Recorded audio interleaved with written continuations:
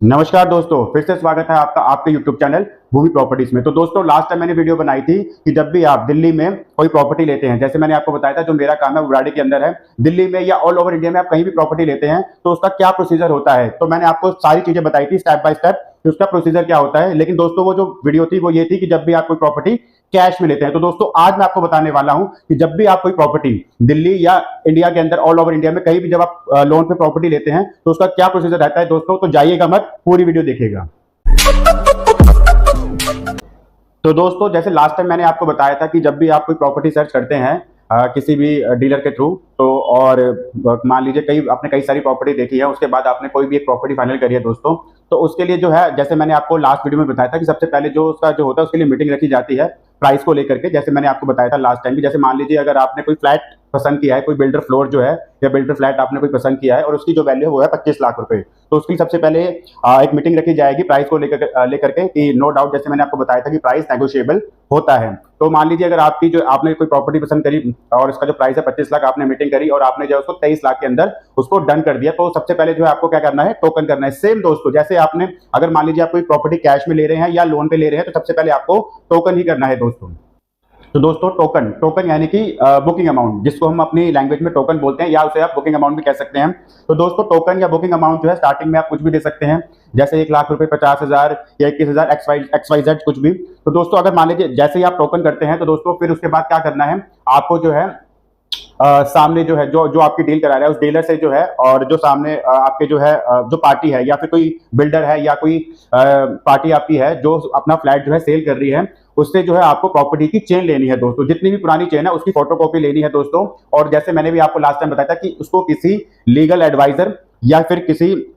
Expert से जो है आपको वो प्रॉपर्टी कागज जो है चेक कराने हैं कि उसमें कोई प्रॉब्लम तो नहीं है दोस्तों। तो दोस्तों जैसे ही आप वो क्या कहते हैं आप प्रॉपर्टी के पेपर चेक करा लेते हैं दोस्तों, तो नेक्स्ट स्टेप जो होता है दोस्तों फिर वो होता है उसका बयाना का। तो दोस्तों इसके बाद जो है जो नेक्स्ट स्टेप आता है वो आता है बयाना का दोस्तों। तो दोस्तों जैसे मैंने आपको पहले भी वीडियो में बताया था कि वो कैश की प्रॉपर्टी में आप बयाना कर सकते हो दोस्तों, लेकिन इसमें दोस्तों आपको एक चीज में ध्यान रखना है, एक चीज का ध्यान रखना है कि जब भी आप अगर बयाना करते हैं तो आपको ये कंफर्म होना चाहिए कि आपका लोन होगा कि नहीं होगा, कोई या फिर लोन आने में कोई प्रॉब्लम तो नहीं होगी। मान लीजिए अगर आपके सिविल खराब है तो हो सकता है कि आपका लोन रिजेक्ट हो जाए दोस्तों, ठीक है ना, या फिर जो आप इनकम प्रूफ दे रहे हैं तो उस वजह से भी आपका लोन रिजेक्ट भी हो सकता है दोस्तों। तो सबसे पहले जो है आपको जिस बैंक से या जिस एनबीएफसी कंपनी से आप लोन करवा रहे हैं, मैक्सिमम जो है डीलर ही जो होते हैं वो उनके पास लोन वाले प्रोवाइड होते हैं, तो वो अपने ही बंदे को लोन वाले बंदे को बुला करके आपकी लोन की फाइल आगे उनको दे देते हैं दोस्तों। तो दोस्तों पहले आपको कंफर्म करना है सबसे पहले कि लोन आपका हो जाएगा कि नहीं हो जाएगा। वो आपको लोन वाला ओके कर देगा कि हाँ लोन में कोई दिक्कत नहीं आएगी, आपका लोन हो जाएगा। वो आपकी सिविल चेक करेगा और आपका प्रोफाइल चेक करेगा दोस्तों। अगर आपको थोड़ा सा भी डाउट हो कि नहीं लोन में थोड़ी सी गड़बड़ी है या लोन वाला आपको बोले कि थोड़ा सा मैं चेक करके बताऊंगा दोस्तों, तो सबसे पहले आप टोकन ही करें। बयाने के लिए तो मैं आपको मना ही करूंगा कि बयाना ना करें दोस्तों, क्योंकि होता क्या है दोस्तों कि अगर बयाना बयाना जो है नो डाउट एक मोटी रकम होती है 10%, 20% या 50%। तो दोस्तों मैं सबसे पहले यही बोलना चाहूंगा कि आप टोकन करते दोस्तों, और अगर आपको लग रहा है कि हाँ ठीक है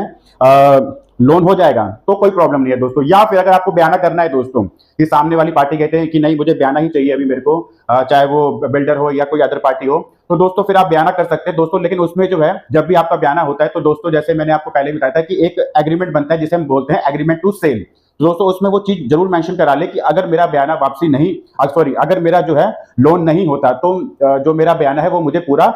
जितना मैंने बयाना दिया है वो मुझे पूरा वापसी किया जाए। तो दोस्तों ये लाइन जो है एग्रीमेंट टू सेल में जरूर मेंशन कराएं दोस्तों। तो ठीक है दोस्तों, जब आपका बयाना हो गया फिर आपने जो एग्रीमेंट कराया एग्रीमेंट टू सेल जिसे हम शॉर्ट में बोलते हैं एटीएस, तो दोस्तों उसके बाद जो है आपका एग्रीमेंट हो चुका है। और दोस्तों अगर आपका जो है जब जैसे आप लोन की फाइल डालते हैं तो उसके बाद दोस्तों क्या होता है कि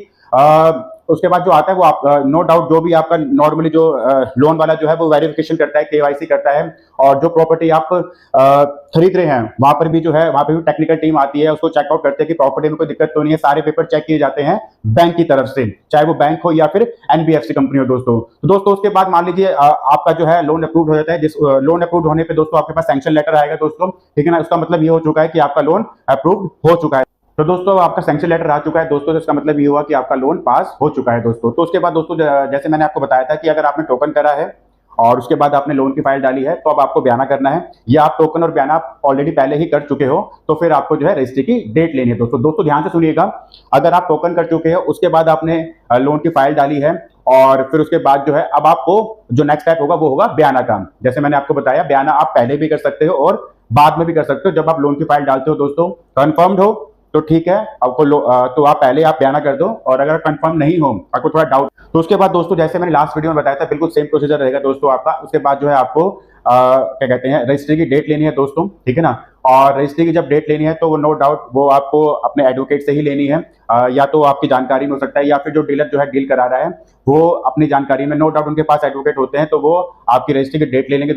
तो दोस्तों अब जो है आप रजिस्ट्री की डेट ले चुके हैं दोस्तों, तो रजिस्ट्री की डेट जो जो भी मिली है आपको, एक हफ्ते बाद की, 10 दिन बाद की, या 1 महीने बाद की दोस्तों। तो दोस्तों जैसे मैंने लास्ट वीडियो में बताया था आपको कि जब भी आप कोई प्रॉपर्टी कैश में लेते हैं तो दोस्तों उसमें जो पेमेंट जो थी वो आपको रजिस्ट्री से 1 दिन पहले करनी होती है दोस्तों। लेकिन दोस्तों क्या है कि आप लोन करवा रहे हो दोस्तों, आपने तो कुछ बयाना कर दिया, जैसे मान लीजिए कि आपने 23 लाख का फ्लैट लिया, उसमें से 20% जो है आप बयाना कर चुके हो, टोकन और बयाना मिला के कर चुके हो, बाकी का आपने लोन करवाया दोस्तों, ठीक है ना। मैक्सिमम लोग जो है जैसे किसी को 80% वैसे लोन हो जाता है, तो कोई आपके ऊपर डिपेंड करता है कि आप लोन कितना कराते हो,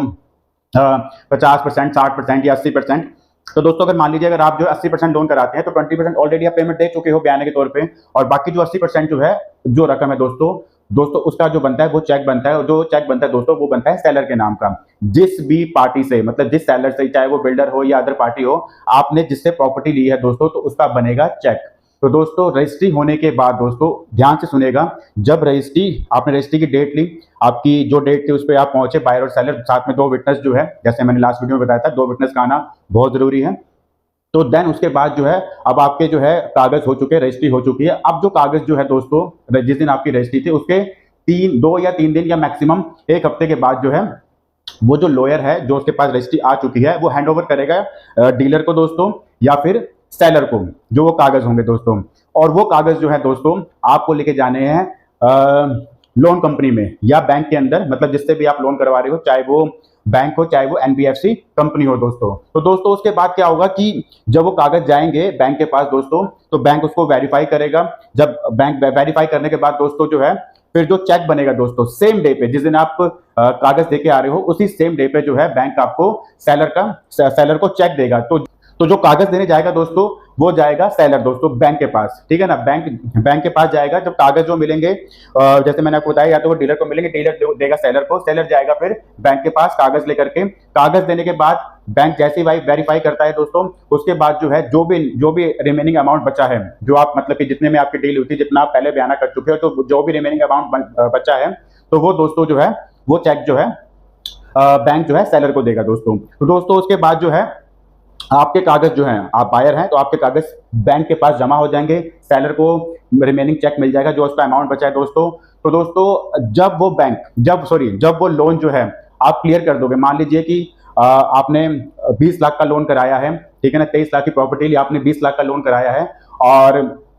आपने जो उसके कहते हैं जो टाइम पीरियड है आपका, चाहे वो 10 साल हो, 15 साल हो, 20 साल हो या 25 साल, XYZ, जब वो आप लोन पूरा चुका देंगे, आप जैसे मान लीजिए अगर आपने 20 साल का लोन करवाया है तो जरूरी नहीं है कि आपको 20 साल तक ही उसकी EMI भरनी है। आफ्टर 6 मंथ जो है जब आप EMI भरते हैं तो उसके बाद जो आप उसको प्री क्लोज भी करा सकते हैं। जैसे मान लीजिए कि 20 लाख का लोन है, आपने थोड़ा बहुत आपने 2 साल जो है लोन आप कंटिन्यू चुकाते रहे, ठीक है ना। उसके बाद जो आपको लगा कि आपकी पेमेंट कहीं से आ चुकी है, चाहे कुछ भी हो, 5 लाख 10 लाख या फुल पेमेंट भी, आपको प्री क्लोज भी करा सकते हो कि आप पूरी की पूरी पेमेंट जो है बैंक को दे करके आप अपना लोन खत्म करा सकते हो दोस्तों। और जब आपका लोन खत्म हो जाएगा, चाहे जो आपने टाइम पीरियड लिया है, जैसे मान लीजिए अगर आपने 20 साल का टाइम पीरियड लिया, अगर आपको 20 साल के बाद 20 साल तक उस लोन को चलाते हो, तभी जो है उसके बाद जो बैंक आपको जो प्रॉपर्टी के कागज हैं वो आपको हैंड ओवर करेगा दोस्तों। तो दोस्तों ये थी प्रक्रिया दोस्तों कि अगर आप लोन पे प्रॉपर्टी लेते हैं तो क्या उसकी प्रक्रिया हो दोस्तों, तो उसकी क्या प्रक्रिया होती है और किन किन चीजों का आपको ध्यान रखना है दोस्तों। तो दोस्तों ये थी हमारी वीडियो लोन वालों के लिए कि जो लोग लोन पे प्रॉपर्टी लेना चाहते हैं दिल्ली में या ऑल ओवर इंडिया में कहीं भी दोस्तों। तो दोस्तों मिलते हैं अपने नेक्स्ट वीडियो के अंदर। जय हिंद।